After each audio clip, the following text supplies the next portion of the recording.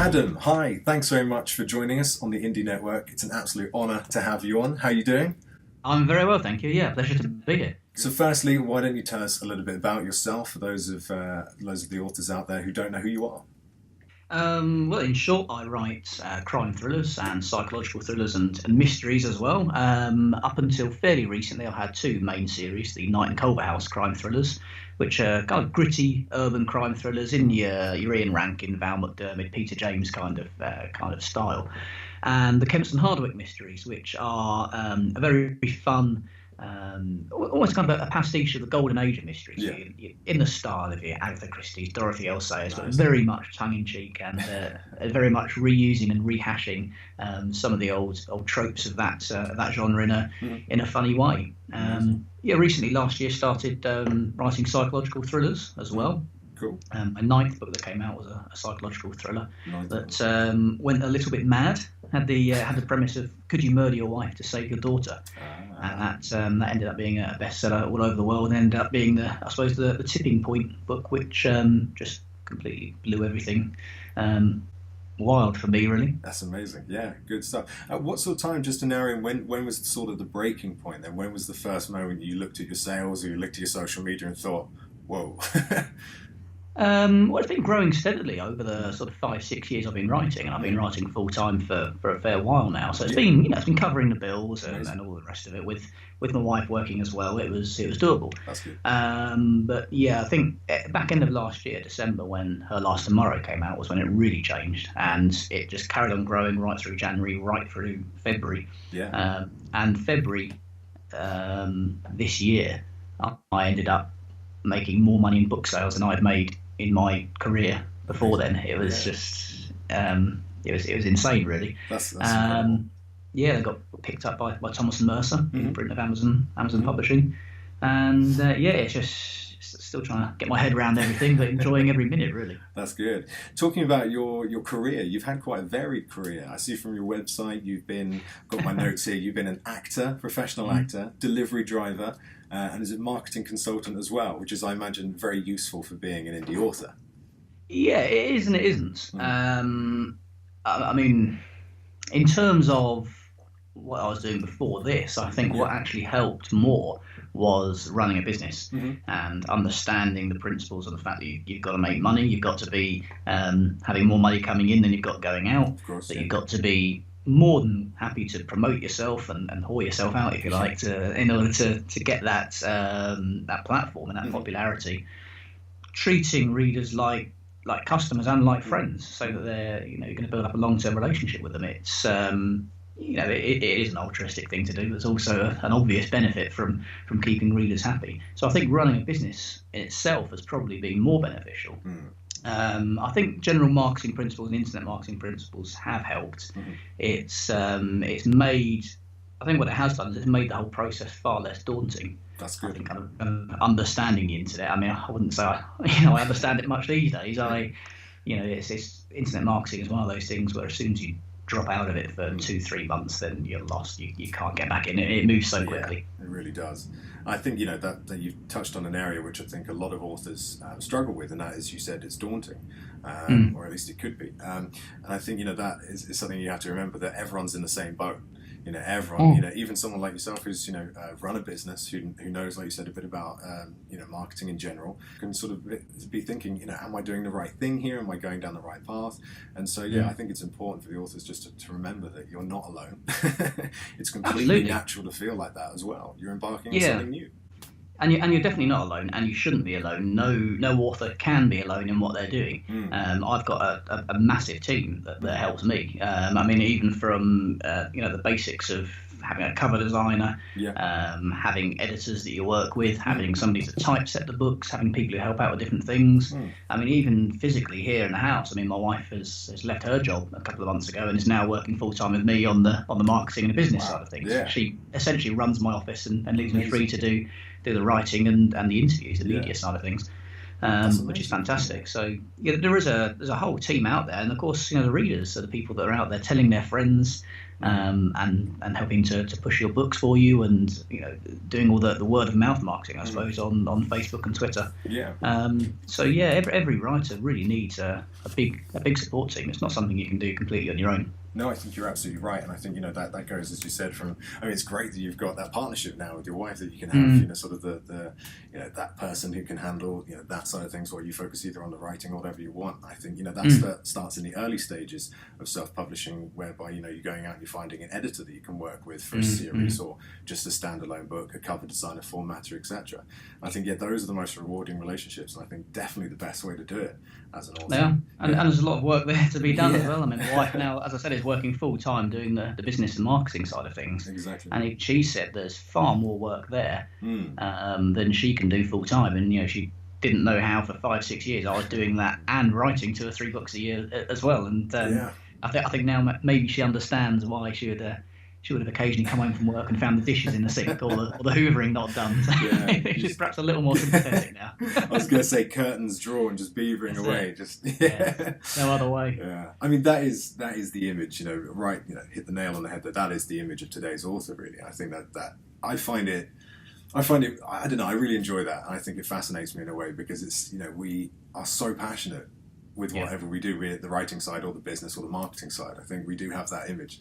So it's great when you finally have that opportunity for a partnership and you get to sort of a little bit yeah, although I mean we did have that discussion that we could either split the workload and still be doing the same amount, but perhaps have a bit more free time together. Exactly. Or we could both be doing the hours that I was doing before, but of course with the workload being split, it means I'll be able to write more and release more, and that's obviously going to stand us in good stead for the future. So that's what we're trying to do at the moment, is we're both still doing the 16-hour days. Amazing. But doing that to try and get more things out there and build for the long term now. That's good. I'm going to have to get my girlfriend involved, tell her to quit her job. Cool stuff. So, I mean, you said you've been writing for 6 years, and obviously you had a business beforehand, so I imagine, you're sort of entrepreneurial-minded, or at least business-minded. Yeah. Why, was that the reason behind self-publishing? Was that just, you were used to being independent and independent publishing suited you, or what was the reason? I guess so. I think that's probably why I wasn't daunted by the prospect of doing it. Mm-hmm. But then again, I'd only really found out about self-publishing and how to do it probably a matter of weeks, if that, before I released the first book. Amazing. So I had been writing one, and I had thought, I'll send it out to publishers, and nothing will probably happen. It wasn't. It was something I'd always wanted to do, and yes, I'd always wanted to be a writer. But I was always very, very pragmatic about it, and I knew that the chances of it coming off and the chances of it becoming a career were very slim. So I didn't take it all that seriously at first. And for me, self-publishing was a way of getting the book out there, seeing what people thought, gauging a reaction, and I suppose at the back of my mind thinking, well, I've got control here. I can be in control of the marketing. I can be in control of what happens to this book. So I suppose thinking back, it was. It was something that was in the back of my mind, but there wasn't really a decision being made. It was just, this is the way I'm going to do it, and try and get some feedback from there. And I certainly wasn't expecting it to be as popular as it was. And I spent the last 5-6 years trying to kind of dissect that and work out how. I think I don't know what made the first one become so popular. I still don't. But having a flavour of that made me realise what was possible with self-publishing, and then made me sit down and formulate marketing plans, have a look at everything that's involved. I spend hours reading books on honing a craft of writing, on marketing, on all sorts of different things like that. And I suppose that early taste perhaps gave me that passion for finding out the nuts and bolts behind it. That's great. I mean, we'll come on to the marketing plans in a second. So, I think myself included, and a lot of the authors out there want to know what your secret is when it comes to marketing. We also want to hit J.K. Rowling off the top spot. But self-publishing first then, how did you go about it? I mean, don't feel that you have to go into too much detail, but what was your path? Was it all completely DIY? Did you use a sort of a self-publishing provider? What did you do? It was, completely DIY. To be honest, I personally wouldn't recommend going through self-publishing providers, because a lot of the time they'll charge you or they'll take a cut, and they're very, very easy to do yourself, to be honest with you. I went through Kindle, KDP, to upload it to Amazon, and I use Smashwords for the other bits and bobs. purely because I didn't want to sign up with 4 or 5 different places. One aggregator, you can upload a Word document, it's all done. That was a lot easier. And from there on, I think a couple of years later, I started doing the paperbacks through CreateSpace, mainly as a kind of a vanity thing, I suppose. People like to see in paperback. I then started going out through the different distributors individually rather than going through Smashwords, and that's what I do now. So it's still the same approach as it was 5-6 years ago, but I suppose the technology changes and things move on, and there are providers around now that weren't around then, and there are ones that were around then that aren't around now, and what have you. But it's not. It shouldn't be a daunting thing for people to do. Excellent. I mean, as you know, massive proponent of DIY myself. Even though there are some great providers out there, it just personally doesn't suit me because, like you, I like the control. And I like having that direct access to the platforms like KDP, Cobra Writing Life, iTunes Connect, a lot. Cool. So, I mean, in terms of the paperbacks, I mean, you said there's quite a gap there. Who did you use for the paperbacks? Was it, CreateSpace, Ingram Spark? Did you go for a long run? No, I use CreateSpace now. It suits me ideally because I work very, very closely with Amazon on a number of levels, and it works well with me to be able to put the book up there, not have to worry about print runs and things like that. Get a couple of pounds every time someone buys a book. I try and work it out so it's about the same as you get for a digital book. It just works well for me. It costs me next to nothing to do, so that's absolutely fine. I think I did use Blurb originally. I'm not even sure if they're still around, but I did use those first of all. CreateSpace now for paperbacks. Yeah, absolutely. Blurb's quite interesting because I mean I've come across them and worked with them in the past on a couple of things, and it's quite useful because they are really quality provider of coffee table books, picture books that have a lot of imagery, that are a little more sort of premium than your average sort of trade paperback. And I think that's, if anyone out there is interested in that sort of thing, it's great to hear about that provider if you didn't know about it before. So in terms of marketing then, the holy grail, these sort of the amorphous blob that comes after the publishing process, as I like to refer to it. Yes. So what is, I mean, I've written down here in my notes, what's your secret, Adam? What is, I mean, I think it'd be great if we sort of break it down into maybe looking at what that 16-hour day of yours looks like, or sort of what it has looked like over the years. Yeah, I mean, that's probably the best way to do it because there is no secret other than bloody hard work, to be honest with you. And keep plugging away, keep building. I would say in terms of things that people must do, I mean, the number one has to be a mailing list. Great. The general, I mean, that's, it's been done to death. I'm not the first person to say this, but the general consensus behind it is that if somebody buys your book, great, wonderful. Like, you don't know who that person is. You've got no way of letting them know when you've got another book out, and they're not going to know either. But if you get them on the mailing list, then you can let them know, the next 10 books you've got out. So I'd far rather give somebody a book for nothing and get their name on the mailing list because you've got the potential of selling them, a number of books in the future. I mean, you're not forcing them to, but that option's there, and you're at least letting them know when it's out. So I'd say that's probably the biggest thing.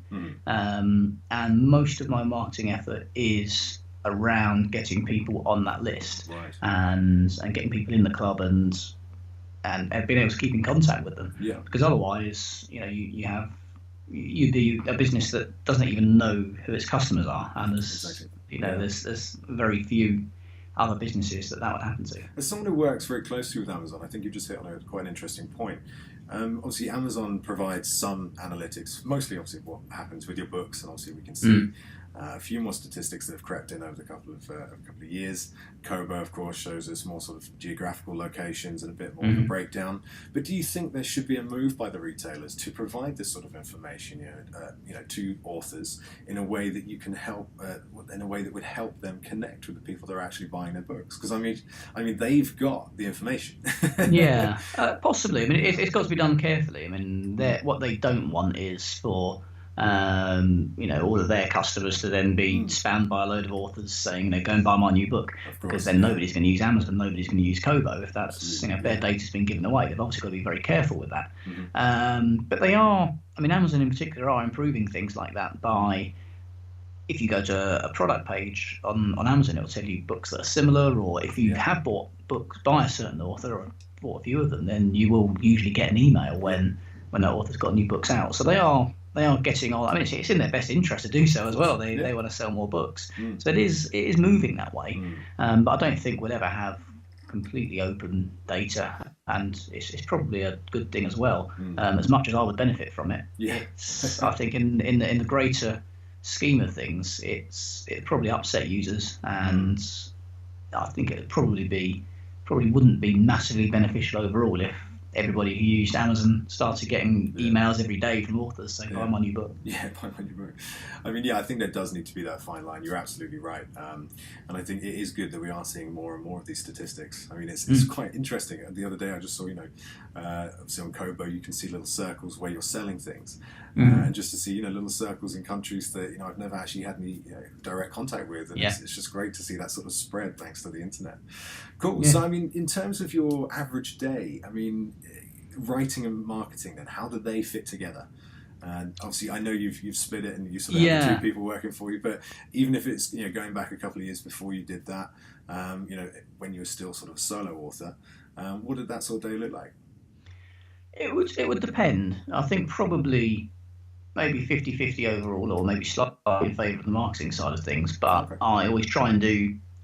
Depends what I'm writing, but 2,000 to 3,000 words a day as a minimum. That's good. And after that, it would be the marketing side of things, or reading up on the craft of writing, reading up on marketing, looking through forums, articles, things like that. So in terms of sort of writing and the non-writing side of what I do, it probably is split more into non-writing, to be honest with you. But yeah, it depends. If I'm still sat there at 11 o'clock at night trying to get those 3,000 words done, then I'll have done nothing on the marketing that day. Yeah. And sometimes I'll have got that done in an hour. It just depends.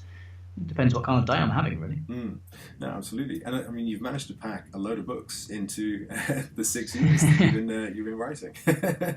Yeah, I still feel like I've been pretty slow, and I am speeding up a lot now. Actually, I'm getting a lot more books out, and I'm already about 3 in hand. There are 3 that are with Amazon in different forms that will be coming out in the next couple of months. Yeah. I'm halfway through another 2 as well, so. Yeah, it's there's plenty more to come, definitely. But do you think it's important that authors get as much product on the shelves, so to speak, as possible, or at least absolutely, rapidly? Absolutely, yeah. I mean, the more books you've got out, the more chance there is of somebody finding your books. Yeah.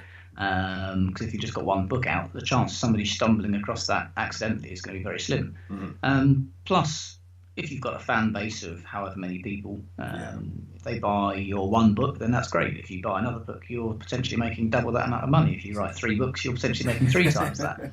So it's just common sense. And each time you release a new book, the sales of your older ones tend to go up as well. Because people who have discovered you just on that new book then go, oh, hang on, this guy's got another 10. I'll go and have a look at those as well. Yeah. So yeah, it's vital. I mean, the days of just being able to write a book. Get in advance and live off that book for the next 20 years just aren't there anymore. It just doesn't happen. The golden days. Yeah. That's all changed. Yeah. Now, so I mean, you've just mentioned a couple of things that's in your future that you're working on at the moment. Are there any sort of big projects or side projects or exciting other things, aside from books that you're working on, or maybe something for the fans? Outside of books, not so much. I'm having to focus mainly on the books at the moment. I've got the re-release of Her Last Tomorrow next month, 18th of October. That's essentially a new book almost. It's twice the length of the original. It's got new character viewpoints and new things in there that weren't in the original. That's cool. So that's being re-released by Thomas and Mercer next month on the 18th. Yeah. My second book with them, Only the Truth, is out on 1st of March. I've also got short stories and things coming out in the next month or 2 through them, and I'm working on the 6th Night in Culver House, I think it is, and various other things. So amazing. Yeah, I've got a notebook with plots for the next 5 or 6 books. Brilliant. Ready to go. So yeah, I'm not stopping anytime soon. More power to you. Carry on. You've got plenty of readers now. You've got to keep them happy. That's true. Yeah, it's it does make me laugh sometimes when you put a new book out on say a Monday morning, and by that evening or by Tuesday you'll have a load of emails saying, "Oh, I love that book. When's the next one out?" Oh dear, I know the feeling. These. I'll have it with you for Thursday. Yeah. I mean, I can't, forgive me, I can't, I don't know the average word length of your books. So what are they? On the shorter side, generally, at the moment, it's around about 50,000 mark. Okay, yeah, excellent, cool. I'll tell you what, I had that with the longest book that I've ever written is the second one that came out, actually. It's about roughly 180,000 words. Wow. It's a doorstop. Wow. And someone finished that within a weekend. And I sort of, elated on the Friday, I published my book. Monday morning, when's the next one? I was like, okay. I love you it. get that. I mean, mine tend to be shorter, so I can get through more of them. Yeah. But to be honest, that's just the kind of the natural length and natural rhythm that I have now. If a book is 180,000, it's 180,000. If it comes out at 15,000, I'll package it up as a novella. Yeah, I will always write the natural length of the story. Yeah. And I think that's a good thing about independent publishing now, is that you don't have somebody saying to you, this has got to be 100,000 words, this has got to be 80,000 words. Yeah. The story is the story.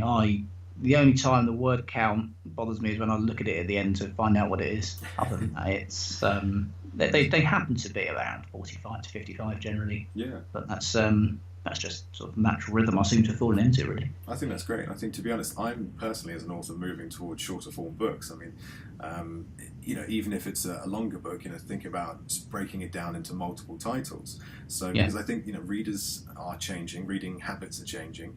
We obviously have access to books via, iPads and Kindles, etc., wherever we go.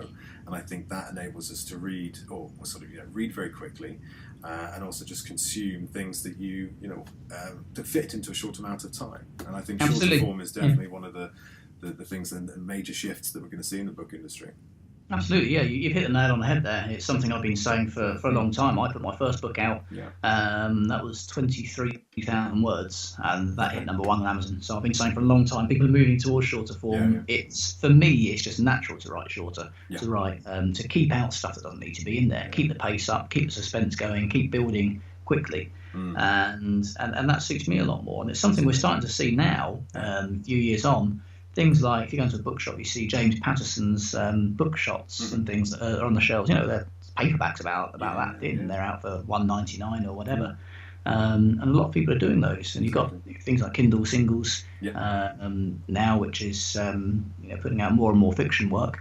Yeah. So I think we're definitely moving towards that, and that suits me right down to the ground, because once I start to go over about 55,000, 60,000 words, I start to struggle, and I feel as if I'm fleshing out a book rather than adding anything to it. And I suppose it's the book equivalent of album fillers in music. It's not a route I want to go down. Yeah. And it was something that concerned me a bit at first, briefly, when I started working with Amazon, and they said, look, these 40,000 word books you've done, we want them to be 80,000 words.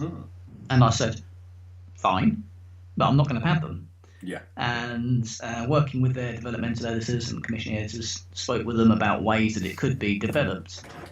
Things like, for example, Her Last Tomorrow, about a child being kidnapped, was completely from the point of view of the father.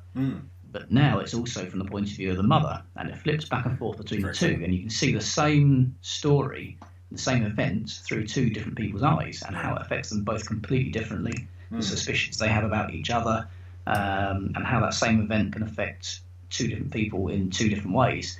And that's actually quite fascinating. I think it adds another level of depth and discussion to the book as well. So I was about to say so it's certainly no bad thing to have a longer book if you can if the book benefits from it as it has here. Yeah. Excellent. I think that's really, really useful for our authors, and I think it's something I'm going to be doing.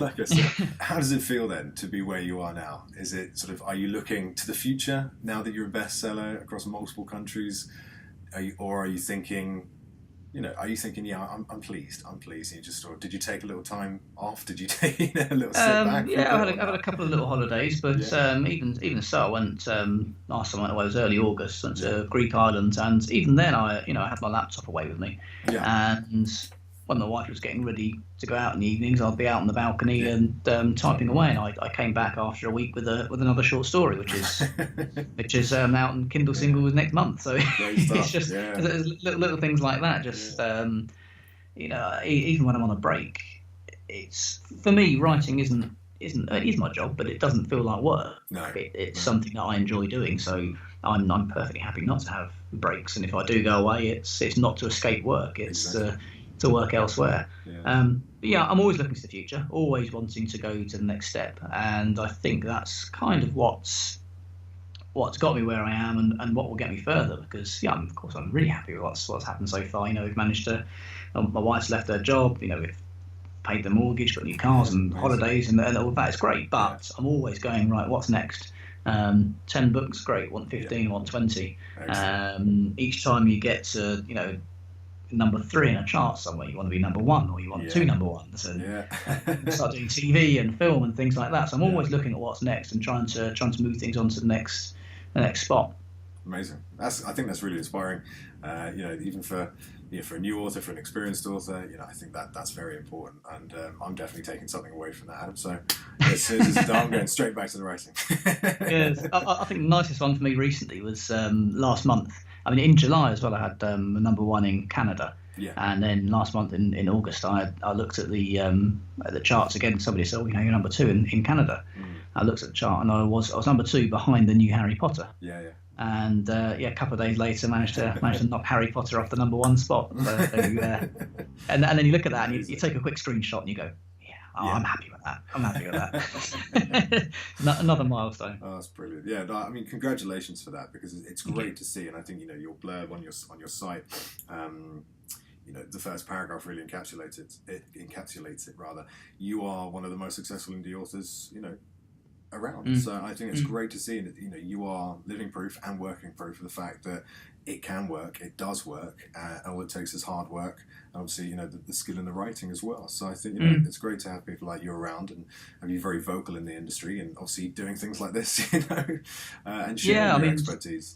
These sorts of things weren't around 5-6 years ago, and I started doing it. It was a case of sort of finding out for yourself. I mean, there were a couple of people who had some success and who would, give some tips here and there, but the kind of the collaborative nature of the community just wasn't there, to be honest. And I probably would have got a lot further, a lot more quickly had it been. So if doing things like this can help other people to to achieve a level of success sooner, then great, because there is no competition in this industry. There's no. I mean, we joke about knocking each other off the number 1 spot, but. It's not exactly a case of massive rivalries. It's just so I suppose with books, it's not like buying a car where you buy one or the other. You don't go, I like them both, I have them both. You've got to pick one. And with books, it's not like that. If you see a book you like, then you'll buy it. I mean, we've all got massive lists of books to read, which are ever growing. We know we're never going to get through them. No. And every time you buy a new book, you know deep down there's a damn good chance you're not going to read it. It's going to sit there with all the others.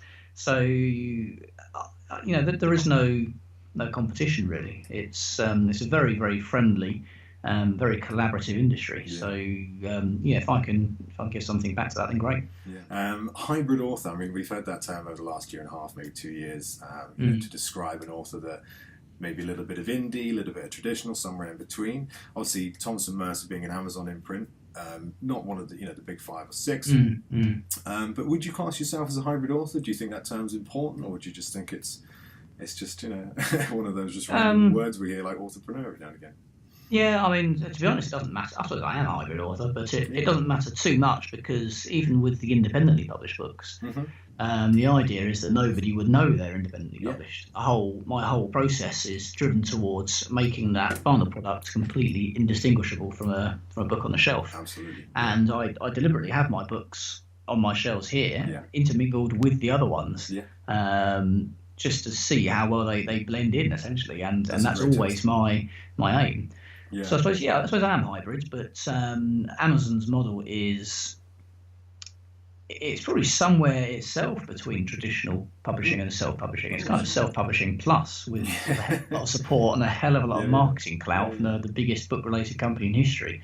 So it's I'm probably somewhere between hybrid and self-publishing, purely through the fact that Amazon itself isn't really traditional. It's kind of hybrid itself. I imagine they completely reached out to you based on the sales data that they've got internally.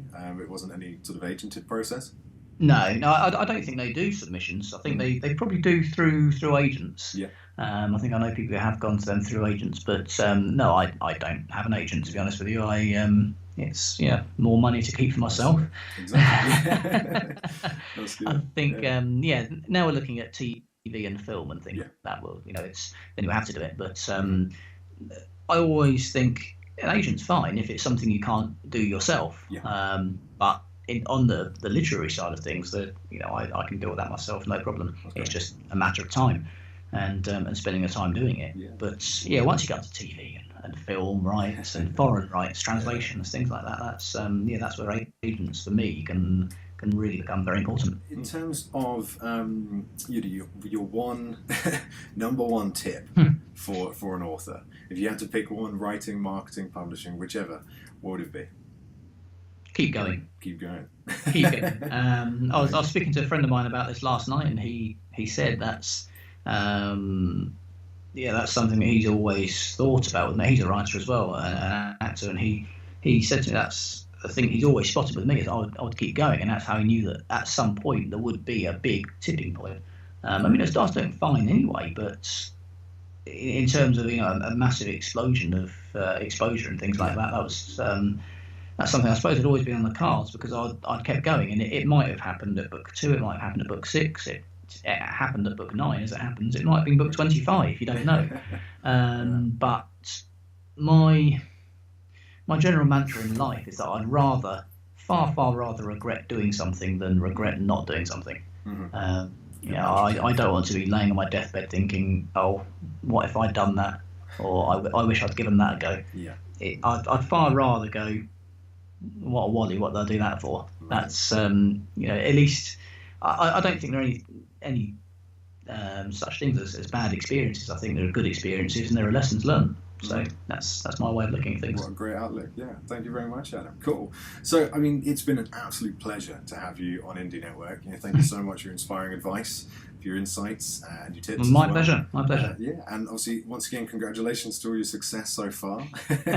Long may it continue. Can't wait to just see you just constantly dominating the top 5 or 10 or who knows, 100 to give you a couple of months. You'll probably have that many books. Oh, I've got a long way to go. Yeah, I've got a few people in my sights. Yeah, great stuff. Brilliant. So, lastly, where can we find you online and on social media? My website is adamcroft.net. On Twitter at Adam Croft. Facebook is Adam Croft Books. I think that's about it, really. If you head over to my website and you see the VIP club offer as well, you can sign up and get a couple of free short stories. That sounds good. So that's always handy too. Cool, brilliant, excellent. Well, thanks again, Adam, and hopefully we'll have you back on the group soon to do maybe a live video or just check in and tell us about your progress. That'd be brilliant. Look forward to it. Cool. Thanks a lot. See you soon.